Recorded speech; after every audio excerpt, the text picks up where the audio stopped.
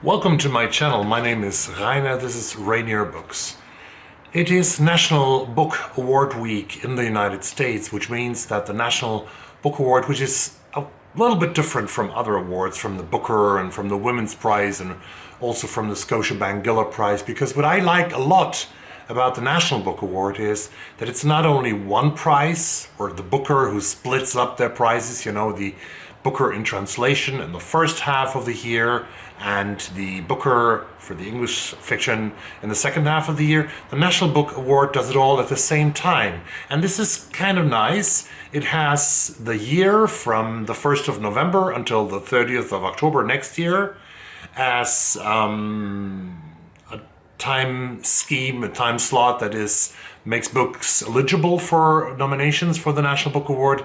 It also has different categories, and this is very beautiful because they all come together in celebrating books. We have the Children and Young Adult Award, we have the Poetry Award, we have the Nonfiction Award, and then we have the International Books and Translation Award and the Fiction Award of books written in English.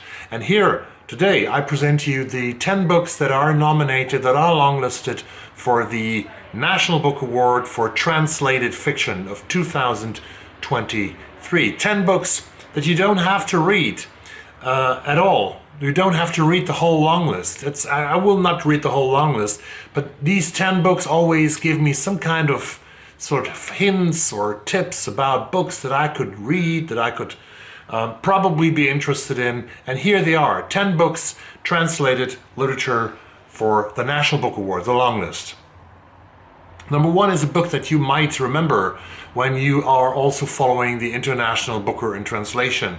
And that book was shortlisted this year for the Booker. It is translated from the Korean by Anton Hur, published by Algonquin Books, and this is Cursed Bunny, Stories by Bora Chung. From a rising star of Korean literature, Cursed Bunny is a collection that will shock and surprise readers with each new tale. Translated by the acclaimed Anton Hur, Chung's stories are wildly unique and imaginative, by turns thought-provoking and stomach-turning, where monstrous creatures take the shapes of furry woodland creatures and danger lurks in unexpected corners of everyday apartment buildings. But Chung's rare, haunting universe could be our own, illuminating the ills of contemporary society. The head follows a woman haunted by her own waste. The embodiment takes us into a dystopian gynecology office where a pregnant woman is told that her baby must have a father or face horrific consequences. Another story follows a young monster forced into underground fight rings without knowing the force of his own power. The titular fable centers on a cursed lamp in the approachable shape of a rabbit fit for a child's bedroom. Translated from the Korean.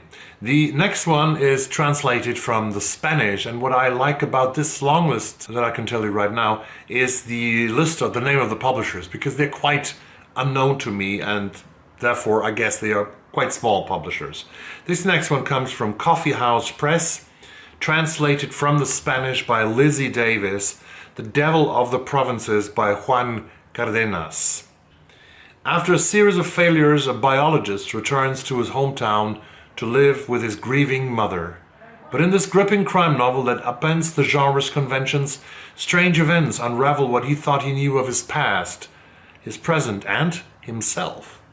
When a biologist returns home to Colombia after 15 years abroad, he quickly becomes entangled in the trappings of his past and is increasingly bizarre. The unsolved murder of his brother, a drug dealer seeking transcendence, a boarding school where students disappear and girls give birth to strange creatures.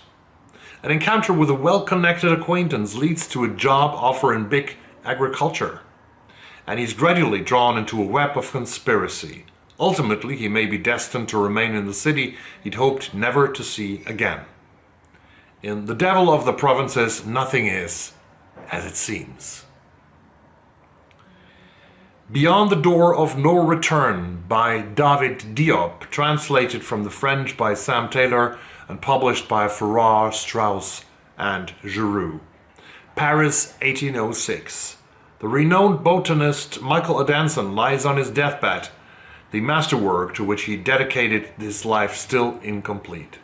As he expires, the last word to escape his lips is a woman's, Madame.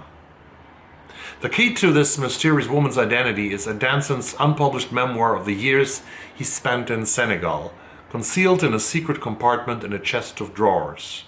Therein lies a story as fantastical as it is Madame. It turns out is none other than the fabled Revenant. A young woman of noble birth from the kingdom of Wallo, Madame was sold into slavery but managed to escape from the island of Gorée, a major embarkation point of the transatlantic slave trade, to a small village hidden in the forest. While on the research expedition in West Africa as a young man, Danson hears the story of the Revenant and becomes obsessed with finding her. Accompanied by his guide, he ventures deep into the Senegalese bush on a journey that reveals not only the savagery of the French colonial occupation, but also the unlikely transports of the human heart. Written with sensitivity and narrative flair, David Diop's Beyond the Door of No Return is a love story like few others. Drawing on the richness and lyricism of Senegal's oral traditions, Diop has constructed a historical epic of the highest order. Next one comes from my mother tongue, or was written in my native language. This is Kairos by Jenny Erpenbeck, translated from the German by Michael Hofmann. Published by New Directions Publishing. Jenny Erpenbeck's much anticipated new novel Kairos is a complicated love story set amidst swirling cataclysmic events as the GDR collapses and an old world evaporates. Jenny Erpenbeck, the author of Go, Went, Gone and Visitation, is an epic storyteller and arguably the most powerful voice in contemporary German literature.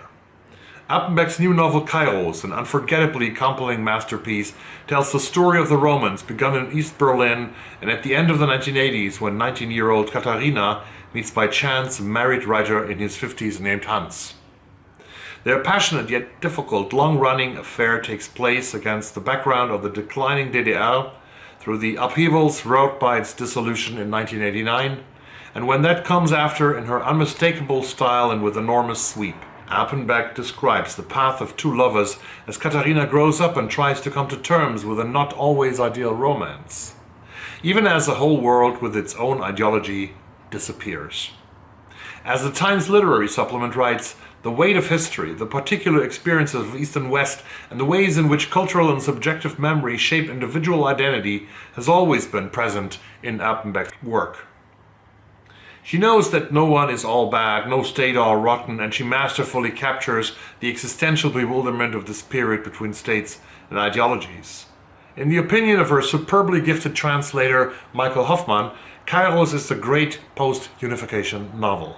And as the New Republic has commented on his work as a translator, Hofmann's translation is invaluable.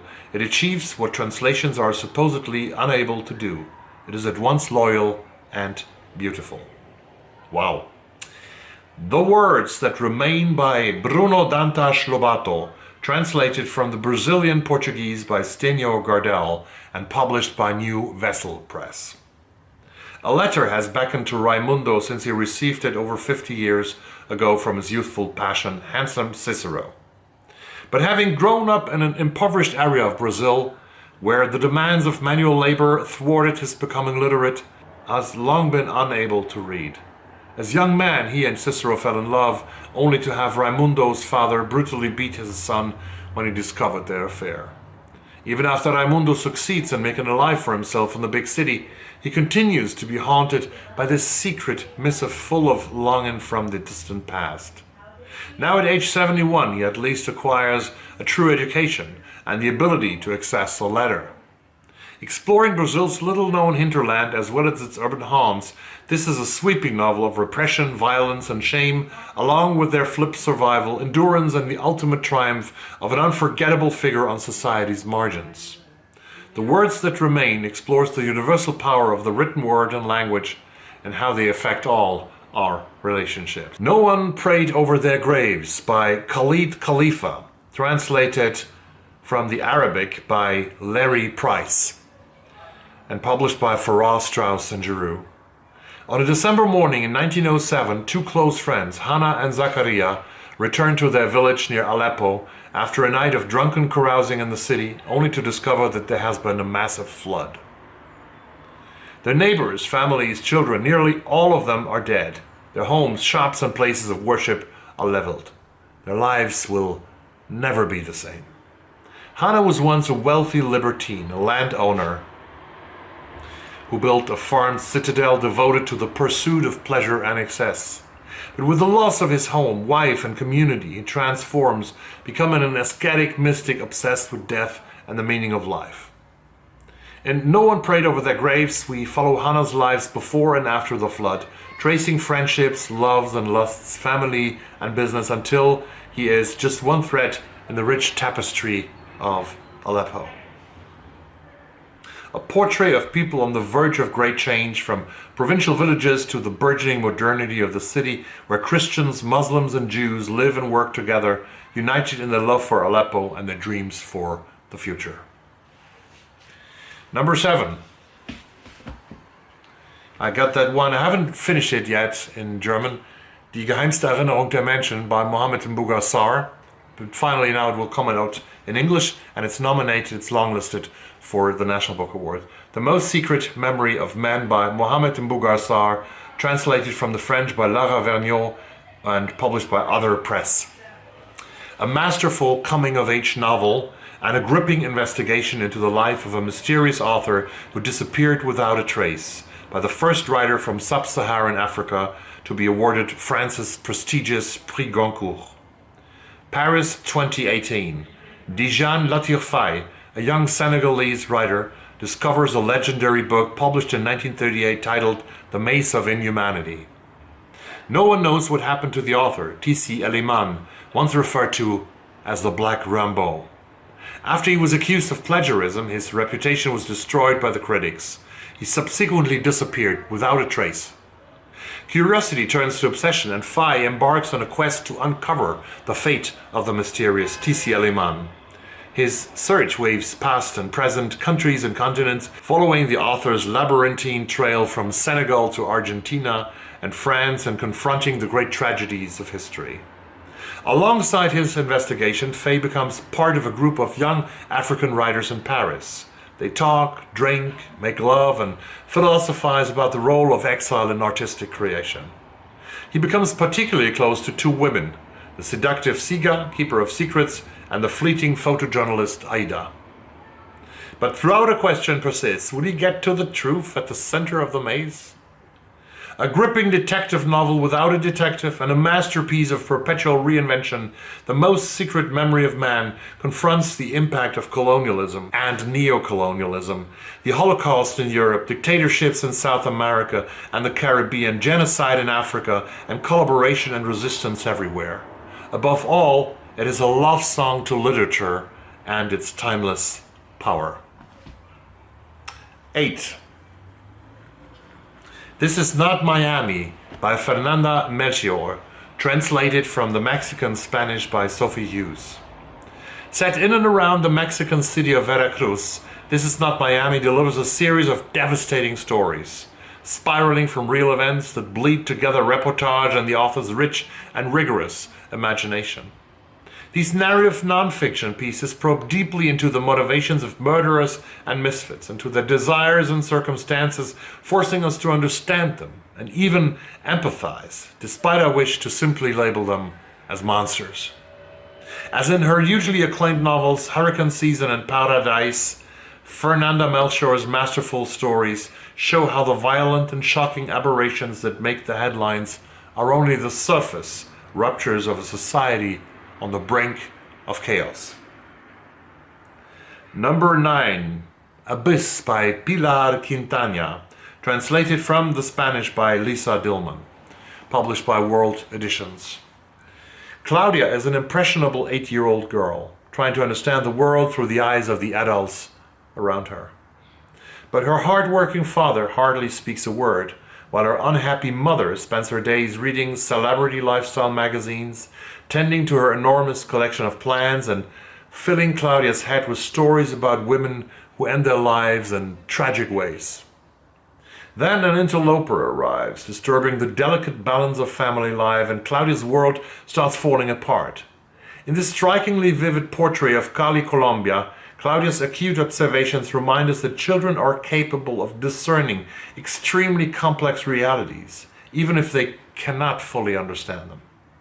In Abyss, Quintana leads us brilliantly into the lonely heart of this child we have all once been, driven by fear of abandonment. And the last book, last but not least as always, on the long list of the translated literature in 2023 is very old actually, but the translation is fairly new. And that makes it very interesting. I think it's it's 41 euros. It was published originally in 1982. And it's a classic of queer literature, On a Woman's Madness by Astrid Römer, translated from the Dutch by Lucy Scott and published by Two Lines Press. A classic of queer literature that's as electrifying today as it was when it originally was published in 1982. On a Woman's Madness tells the story of Noenka, a courageous black woman trying to live a life of her choosing. When her abusive husband of just 9 days refuses her request for divorce, Noenka flees her hometown in Suriname, on South America's tropical northeastern coast, for the capital city of Paramaribo. Unsettled and unsupported, her life in this new place is illuminated by the passionate romances of the present, but haunted by society's expectations and her ancestral past.